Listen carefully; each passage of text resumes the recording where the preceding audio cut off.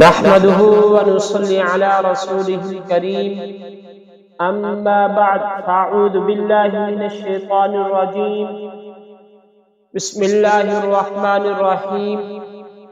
آج ہم آپ کے سامنے اذان سے تشخیص کا عمل پیش کرتے ہیں۔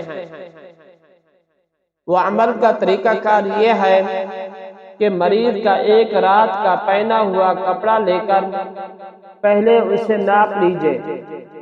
اب اس کپڑے پر 7 بار کلمات اذان پڑھ کر دم کریں اور پھر کپڑے کو ناپیں۔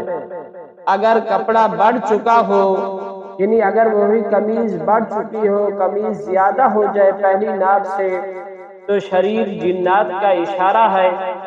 اگر وہ کپڑا کم ہو جائے تو جادو کی علامت ہے، اور اگر کپڑا برابر رہے، یعنی کم بھی نہ ہو زیادہ بھی نہ ہو، تو سمجھ لیں کہ مریض کے اوپر نظر بد یا جسمانی مرض ہے، تو اس کا علاج کریں۔